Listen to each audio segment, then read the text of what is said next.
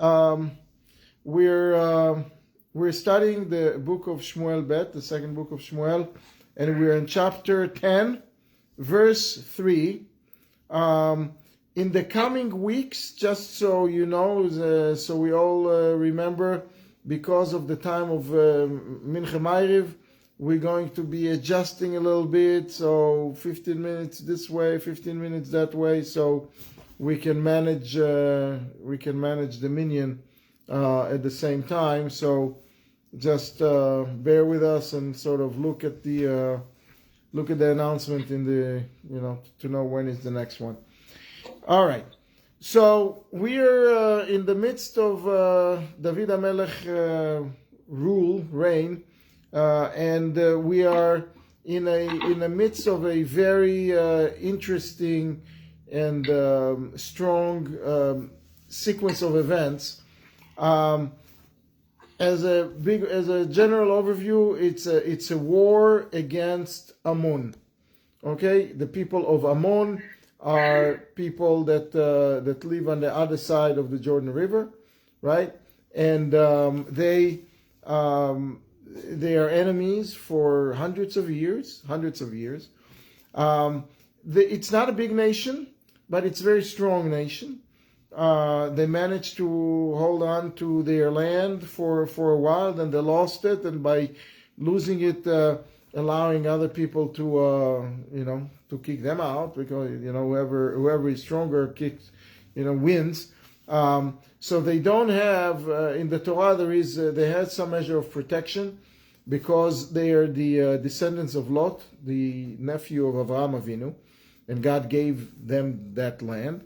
But then they lost it, and when they lost it, it became free for all, and they don't have any more protection per se. They had a very strong and venomous king. His name was Nachash, and he was at the time of King Shaul, King Saul. He was threatening just one of the cities around him, a Jewish cities around him, and he was threatening to poke their right eye. All of the men will be blinded by one eye, which is a bizarre. I mean, he just wanted to shame them, to decapitate, not to kill them, but to handicap them in such a way that it's bizarre, really. There is no other way. And they told him, you know what? Why don't you give us a week, and then we'll let you know if we're going to submit to that. So and he allowed them to do it because what he wanted to achieve is the shame. He wanted to shame and to desecrate the name, all of the Jewish people, desecrate their name and their shame them in the world, give them a bad name. So his goal was to spread the news. So now the people who are going to be shamed are going to spread the news for him. So great, that's what I wanted. That's what I wanted you to do. So he gave them the week, and at that time Shaul rose to power. Exactly then, that was his first encounter with the enemy. He rose to power and he gathered the troops and he came to the rescue of those people, and he was able to win the war against the Ammonites and rescue those people. He sort of gave them a black eye, so to speak. But the king Nachash still was around. He was not. He wasn't killed. Now later on, a year and a half later, a year later, the David HaMelech was already known. He was after the war with Goliath. And David HaMelech became a factor, and then he started running away from the wrath of Shaul, right? So he hid his family with the Moabites, not the Ammonites, the Moabites. The Moabites were so nice to his family, tortured and killed them all. He thought that they'll be safe with the Moabites more than they'll be safe in the land of Israel, because Saul is looking for him and wants to retaliate. But one brother ran away and he just ran away from the Moabites, as the Moabites were killing the family of David HaMelech. And he found refuge with the Ammonites, with this Nachash guy.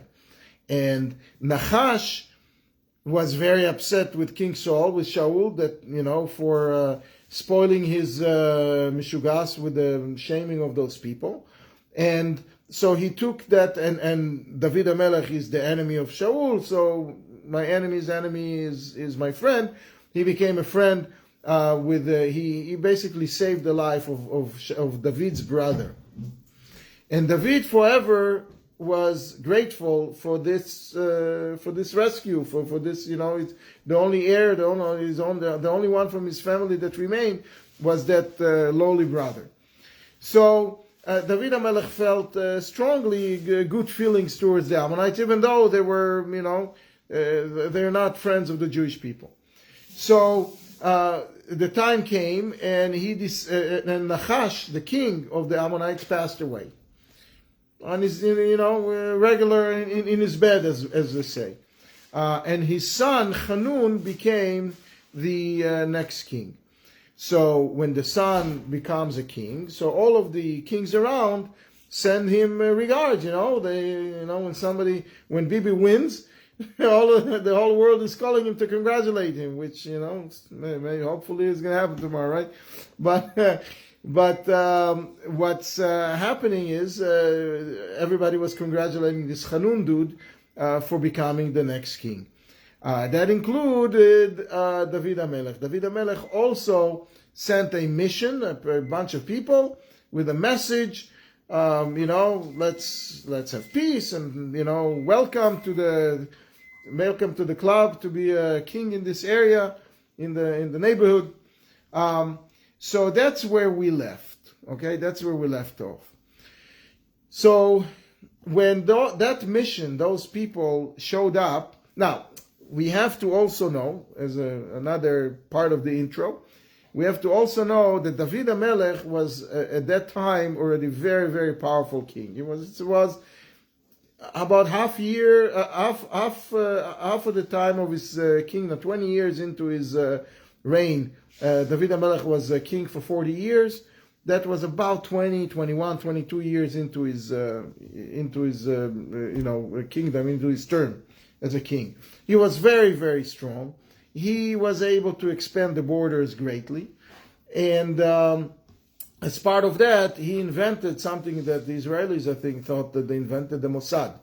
So David HaMelech actually invented the Mossad, and he had informants all around the Middle East. And really, he sent spies and informants, and he paid them, and there was a whole, he knew everything, that's anybody who moved in the Middle East, he knew, almost. And that was known to everybody, that he has a good Mossad, right? So, Vayomru sarei bnei Amon el Hanun adonehem. So the ministers, the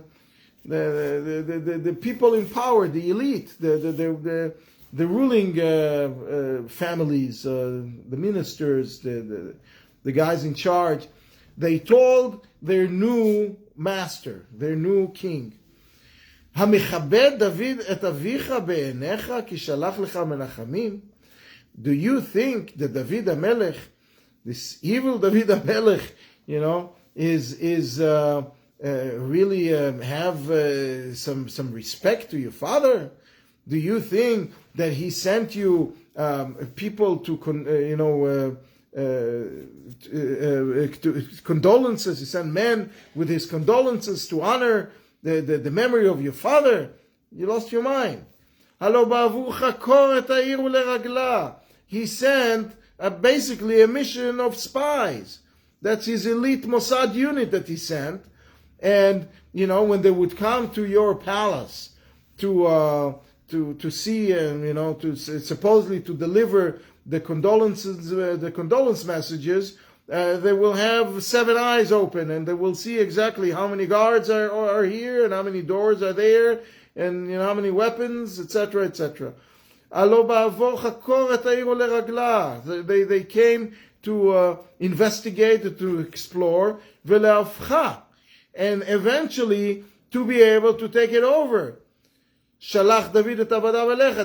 That's where he sent them in order to overturn the city. To when there is a transfer of power, it's the best time for a foreign country or for a third player to create chaos, because the new kid on the block, the new ruler, does not know all the ins and outs yet. He doesn't know how to use the button, and so it's the best time to throw them to depose them. So they felt that this is what's going to happen right now. Now we have to understand one very important thing, and that is that Amon had a capital city. It's called Rabat Amon. Rabat Amon is like the big Amon, the great Amon. That's like New York and New York City. So you had Amon and Rabat Amon. Rabat Amon was a very fortified city. It was very strong. He was one of the strongest cities in the Middle East at the time. And that's one of the reasons, as we will see soon, that it was hard to fight it, and people shied away from fighting against the city. And therefore, to bring in, this is the best time when you have the inauguration, the galas, you bring in all of those spies, you are bringing your enemies in and you're giving them lunch and dinner and parties. That's crazy. This is what the ministers were convincing Hanun to do. Now, what does Hanun do? He's a young kid, he's a young ruler, his father just died, and he didn't know he didn't have a backbone. We will see later that he did have a lot of backbone, because he knew that he was wrong, and he ended up converting and becoming David's greatest ally. One of the greatest allies, and he helped David in the time of war later on. But at this point, he was young and he was listening to all of the advisors. Vayikach Hanun et avdei David. Now, remember, the father Nachash was an expert in shaming, right? What did he do to the people? He said, we're going to take the city of Yavesh Gilad and we're going to poke all of your right eyes, shame them. So Hanun come up with another idea, another brilliant idea. He takes all of the messengers that David sent. David sent a group, a nice-sized group of people. Vayegalach et chatzis kanam, and he shaves half of their beard. Most people say it's half this way. That to start walking, it's almost like my haircut, but similar. The same disastrous effect. But thank you. So he cuts half of their beard, but it's not enough. And he basically cuts there. They used to go in those days with a garment, with like a dress, like a gown, even men used to. So he cut their gowns halfway, right above their, genitals. So genitals. So, and he leaves them to walk around with the whole package out there with half a beard. You can't. This is really nice. It's innovative. It's not. It's very innovative. So he really shamed them as very good. Vaishalchem, and he sent them off. Now, those people, David HaMelech didn't just send some schnooks, He sent important people because he was sincere. He wanted to show how, how he respected the father that just died.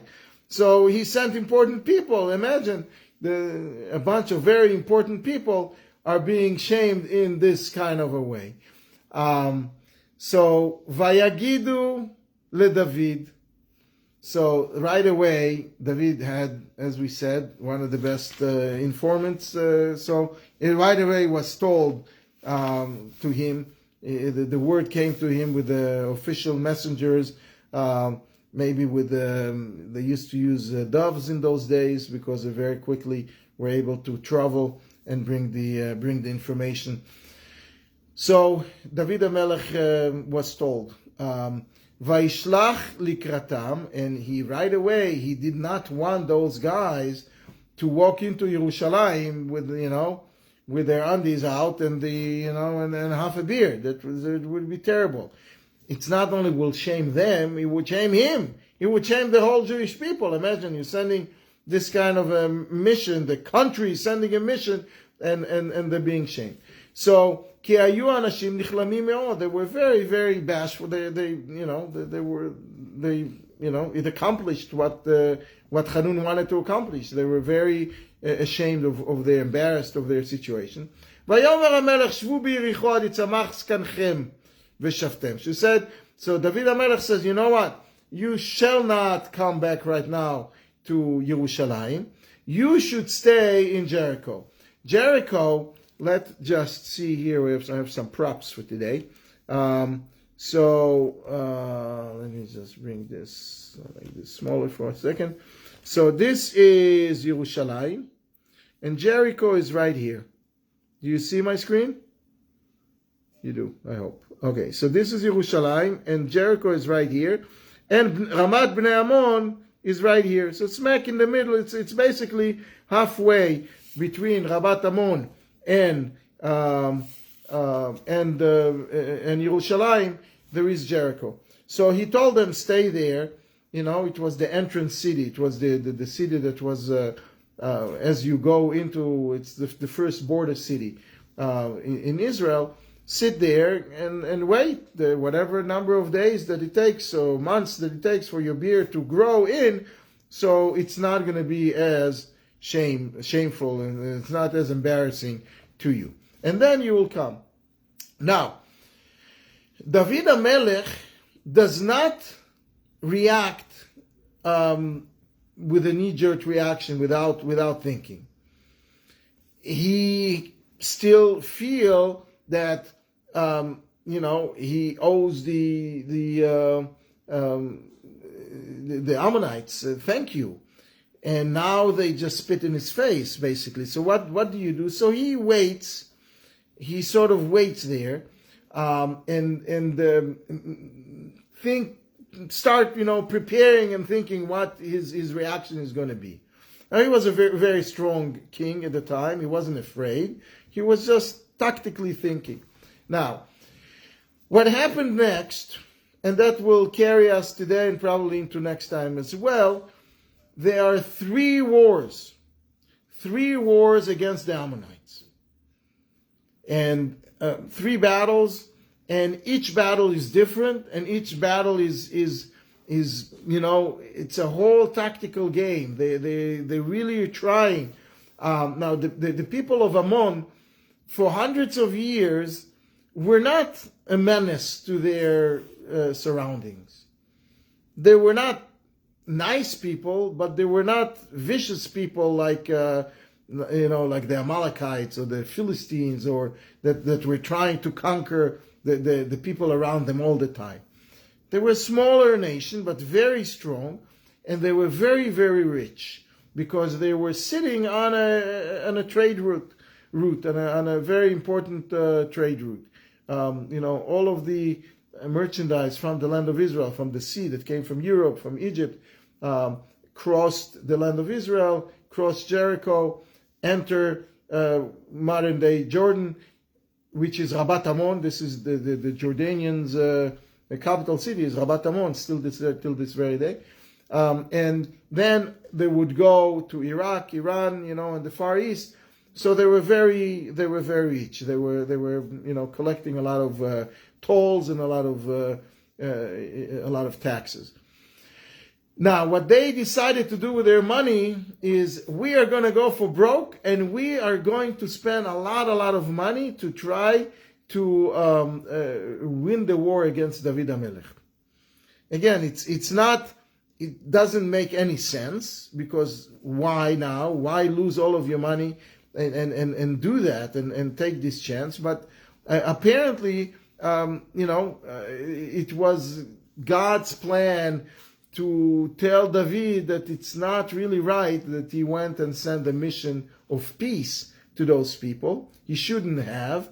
And this is sort of a payback for it. So what did they do? ויראו בני עמון כי נבשו בדוד. So now, after Bnei Amon did what they did, they shamed the people, and David HaMelech sits there and bites his tongue, but they saw that David HaMelech doesn't like them anymore. So this is the original, official cycle of violence. You know, they start, and they say, oh, David HaMelech doesn't like us. And why didn't he like you? Because you shamed his people. But no, it's being presented that way, that David doesn't like us. David starts with us.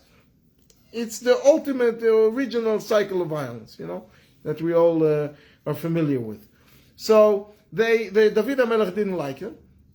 וישלחו בני עמון ויזכרו את ארם בית רחוב ואת ארם צובה 20,000 רגלי ואת מלך מאחה 1,000 איש ואת איש טוב 12,000. So what do? They decided to create a coalition. Let's create a stronger force. They had their base. They had Rabat Amon. They had the fortified city as their base, but they couldn't really have a field game. They had a good city game, you know, but they didn't have a good field game. They couldn't really send many troops to flood the fields and the mountains and the valleys and to surround the army of David HaMelech. So they go out and they hire soldiers. Okay, vayiskeru, they pay the money. And imagine, it's a lot of money to pay mercenaries. It's not cheap. And he took all of the shmegegis from around town, you know, all of the people that really were upset with David HaMelech, because David HaMelech won wars against them or against their neighbors, and they didn't have power. So, now somebody is paying us. Let's join them. So at Aram, the Aramites are all from the north. I'll show you in a second. Here, let me show you now. So this is the battle, the chart of the battle map. So this is Rabat Amon here, right here. I will post this later on so people can see. But Rabat Amon is right here. Yerushalayim is right here, right? And he hired people from the north, from all over modern-day Lebanon and Syria and maybe northern Iraq, the Aramites and a whole bunch of other friends of that kind. And they had here a small king called Ma'acha. He was a very small nation, so he sent only 1,000 people. But there are people, the other ones were sending bigger armies. They were sending 20,000 and 12,000. So let me just move this out of the way somehow. Anyway, so they sent them all, and they brought them here. Now, what was the plan? The plan was to create a diversion. Let me just show you the map again. The plan was to create a diversion to get the army of David, to draw them towards Rabat Amon, right? To draw them into the city, which is fortified, and they felt very comfortable that they're going to be able to win that, defend that city. And as they're coming in, surround them with all of those mercenaries. Get the Jewish army to be in between the rock and the hard place, essentially. Okay, because David HaMelech would not expect a whole bunch of other mercenaries, other army, other people. He knew very well what is the ability of the Ammonites to, what is the size of their army, and he wouldn't imagine that they are 33,000 others that can join. So Vayishma David, as soon as he hears that, he is not waiting. and וישלח את יואב ואת כל הצבא הגיבורים. So David HaMelech does few things. This short pasuk verse has a few things to talk about. Number one, he right away springs into action, and he doesn't go like in previous times that we saw to ask God what should he do. Right? If you recall, David HaMelech is accustomed to speak to God or to communicate to God via the Urim v'Tumim, the breastplates, right? And the obvious thing we would think is before you go to war, you ask God, should we not, like he did a few times before. But the law is that when you have a war of defense, you don't ask questions. You protect. When you want to attack to expand the borders, when you have reasons to believe that you should not go and fight that war, then you have say pause, so you ask questions. But in a pure defensive war, all of the neighbors are ganging up on you, and they have a very good incentive to win. A, they hate you. B, they got they think that you took stuff from them, and C, they're getting paid. So they have a lot of incentive to fight you. In that case, you don't ask questions.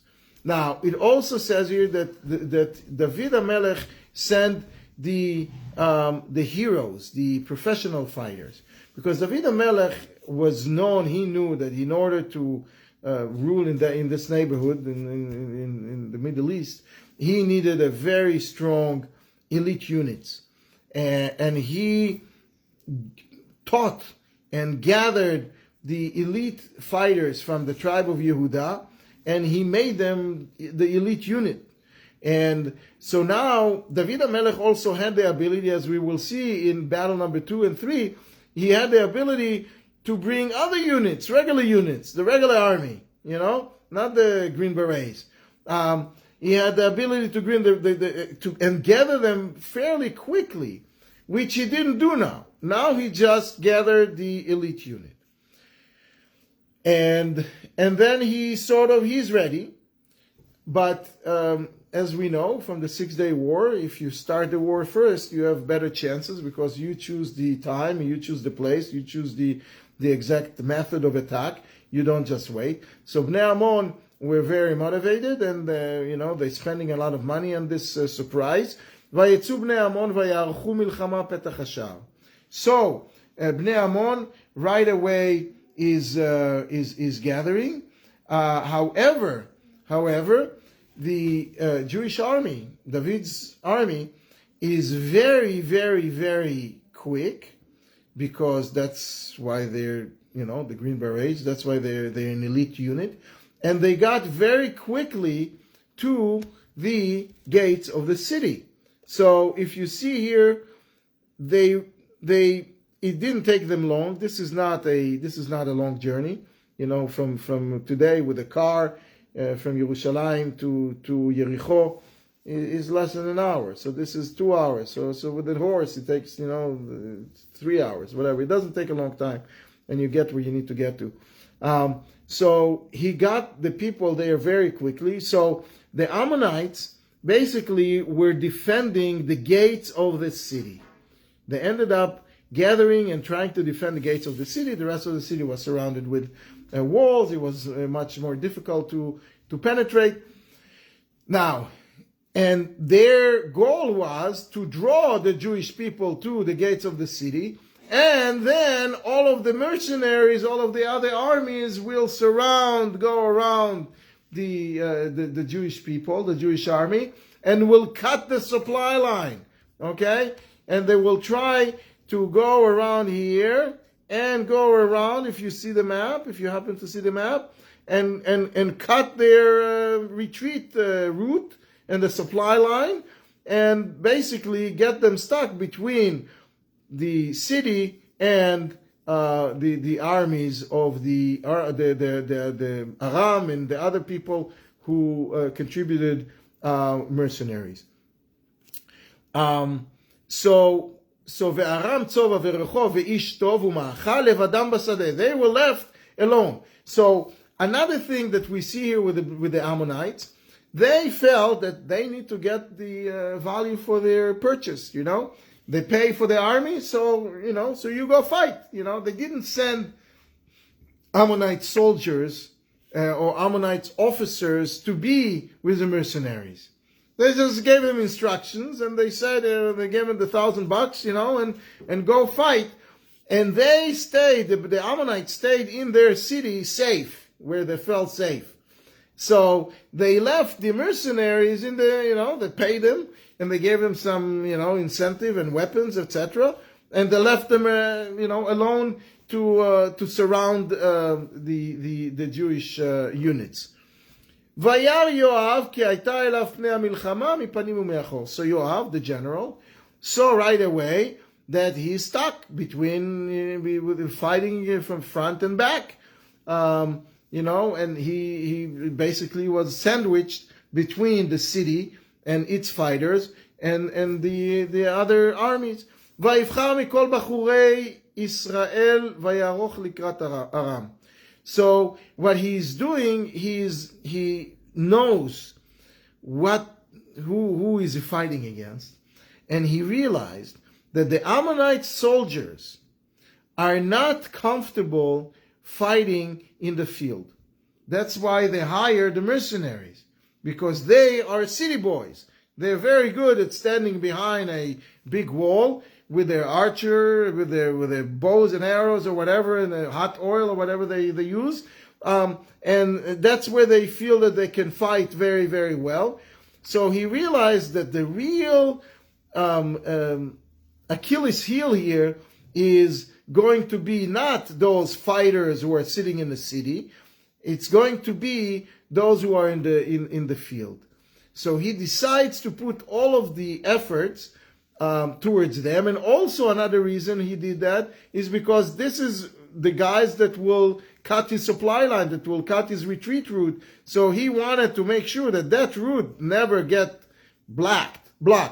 So Yoav was basically fighting against those mercenaries that came up from north and came all around to surround him. So he chose from the elite unit. Don't forget that who is fighting here is the elite unit. So he took from the elite unit, the elite of the elite, and he decided he will lead them against the army of Aram, the Aramite army, and the rest of the people that left over there, he gave to his second in command, his brother. So he had his brother, as we know that there were three brothers. One of them died. One of them was killed by Shaul's people. And so there were two were left. They were both Yoav and Avishai were the nephews of David HaMelech, very loyal. They were the sons of his sister, Tzruya. So Yoav decided that he's going to take the elite of the elite and he's going to fight against the Aramites in the field. And Avishai, his brother, is going to basically occupy and deal with the city of Rabat Amon, with the people that remain with the Ammonites themselves. And then what did he say? ויאמר אם תחזק הרע ממני והייתה לי לישועה ואם בני עמון יחזו ממך והלכתי להושיע לך. He says, why am I doing it, Mr. Avishai?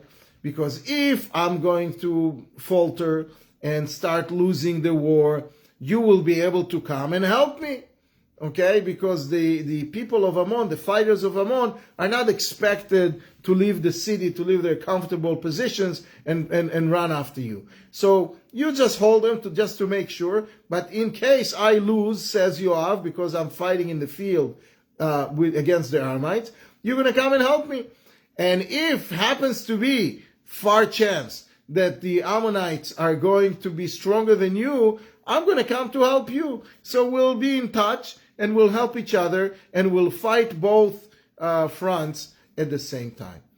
And then he does something which is really only a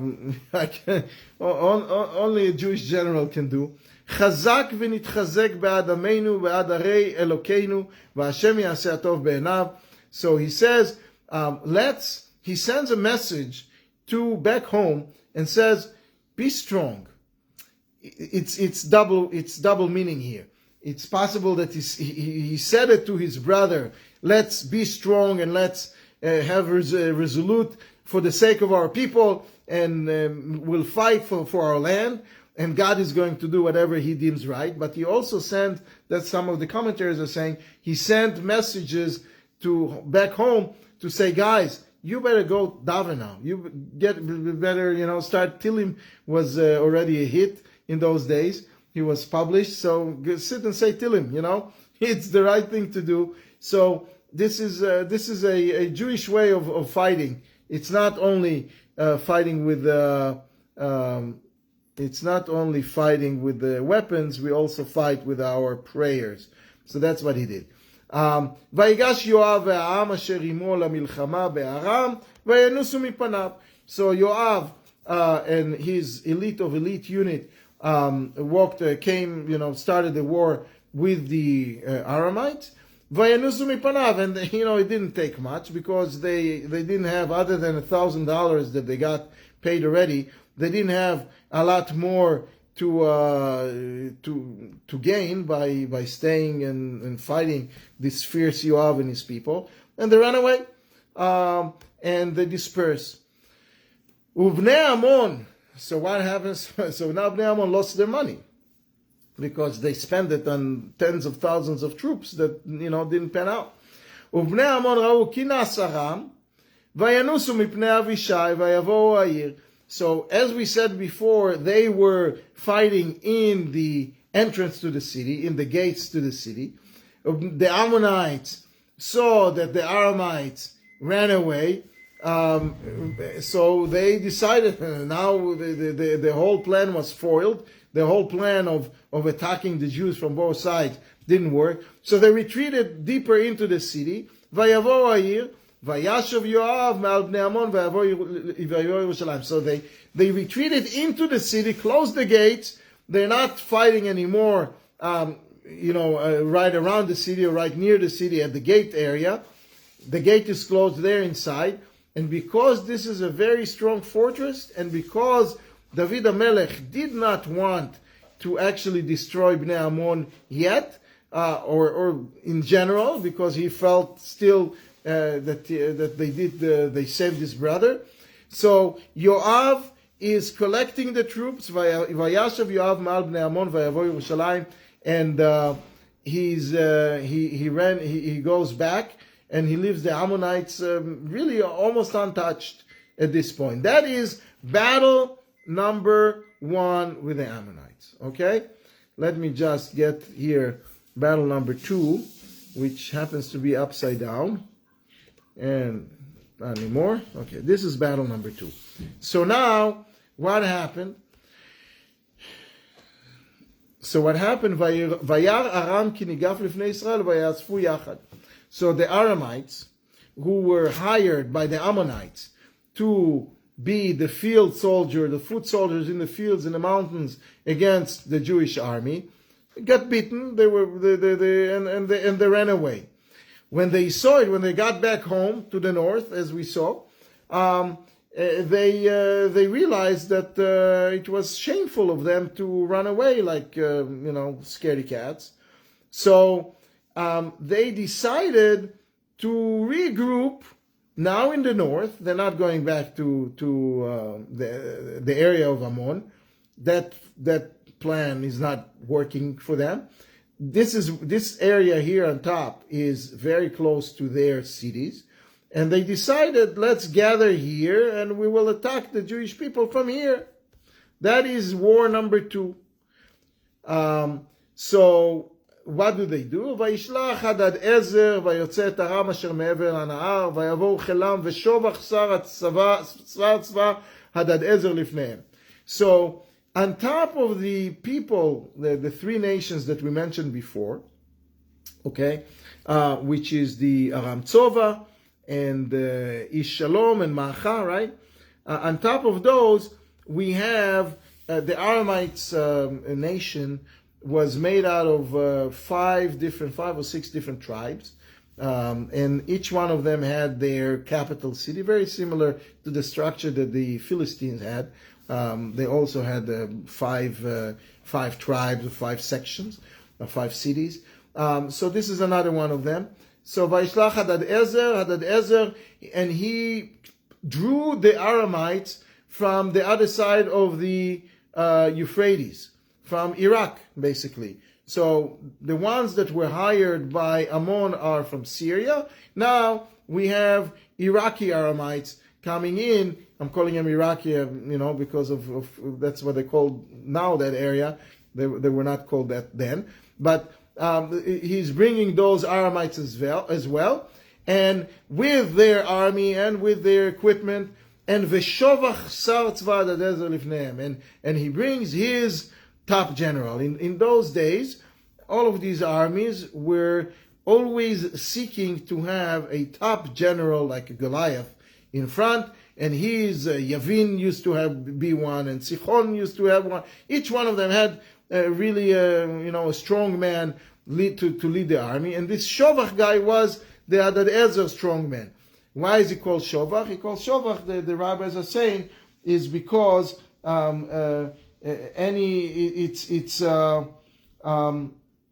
he was very tall. How do you say where the doves, the house of the doves, on the pole, where anybody remembers where a dove is residing? In Hebrew, it's called Shovach. The house of the doves. You have in the a birdhouse. A birdhouse, yeah, but the birdhouse, but it doesn't have a special name for doves. In Hebrew, it's Shovach. Okay, Shovach Yonim. So he was very tall. The bottom line, he was tall like a pole. Big man. That's number one. And another interpretation is he was called Shofach, meaning that anybody who stood in front of him basically spilled down, was falling apart from fear. So this guy was sent to the war. Vayugad David. So now again, the Mossad of David is telling him the information. Vayasof et kol Israel. So now David HaMelech doesn't saw that these guys needs to be whacked once and for all. They're just sending an elite unit to hurt them here and there a little bit. That's not the point. That's not going to get the job done. So now he's gathering a bigger army from all of the corners of Israel. Vayavor et HaYarden, vayavor Chelma vayarchu Aram likrat David vaylachamu imo. So he is, as we see here in this chart, he's going further. He's looking, he's going to where they were stationed, Chelam, and he's waging a war against them with a much bigger and stronger army, and he wins. And now he also exerts casualties. Before they started fighting, in the fields around the city of Rabat Amon, not many casualties, if any, and they're just the Aramites ran away. But now they meant to be there. They're not the hired guns. They have their own reason to fight David. So now, and David HaMelech sees that he's just to shoo them away. It's not, they're going to come back. So Vayanas Aram Ibnei Israel, he defeats them, basically. They fight, but he defeats them. Vayarog David me'aram 700 rechev. He killed 700 chariots. What does it mean, 700 chariots? Each one of the 700 chariots had 10 people on them. So it's basically 7,000 people that were killed in those chariots. We know some of those numbers are being mentioned in the book of Chronicles. And he also destroyed the actual chariots, so they cannot be used again against him. ו40,000 parashim. Now, what happens is, he was, the Aramites sent a whole bunch of horse riders, cavalry, right? They sent the cavalry to fight against them. Now, what happens with horses? the cavalry is very, very strong and very effective as long as they stay on their horses. And when you start throwing them out of their horses, the horses start going crazy. They're being thrown off the horses. So these 40,000 people were thrown off the horses, and they ended up being killed in the field because, you know, the whole plan was foiled. And then he killed this big general, this tall general that everybody was fearful of, that he brought, you know, the Top Gun.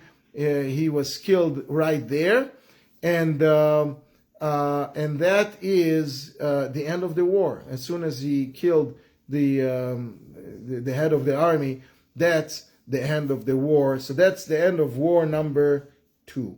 Vayiru Kol HaMelachim, and we will see later on that there is war number 3, but this is war number 2. Vayiru Kol HaMelachim Avdei Adad Ezer Ki Nikfu Lifnei Yisrael.